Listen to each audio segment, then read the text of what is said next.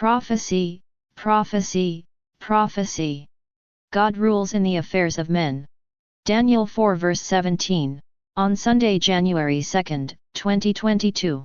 Wisdom, Ogbe spoke forth a prophetic message about a dispute among two nations that would shake the world but would be resolved. These were his words. And I saw a dispute between two world nations, which would shake the world a bit, but would be resolved.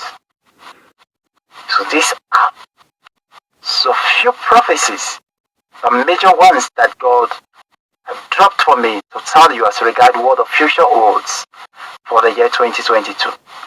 They are all the things, the prophecies they are long, but these are the major one the Lord says I should deliver to you at this moment.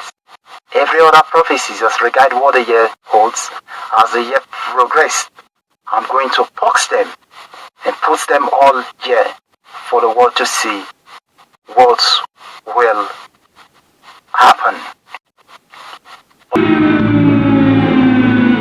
Нам не нужна война, не холодная, не горячая, не гибридная. Но если на нас будут наступать войска, если у нас попытаются отнять нашу страну, нашу свободу, наши жизни, жизни наших детей, мы будем защищаться. On February 24th, just hours after Ukrainian President Volodymyr Zelensky addressed the nation, bombing by the Russian military began, followed by thousands of troops entering Ukraine. So what led to this catastrophic invasion, and what do Americans need to know? Since Vladimir Putin's ascent to power in 2000, according to U.S. officials, his end goal for decades has been a restoration of the former Soviet Union, including now independent countries like Ukraine. NATO, an alliance of 30 European and North American countries established after World War II, has been an effective deterrent against international aggression, but also an informal adversary to Putin's long-term plans.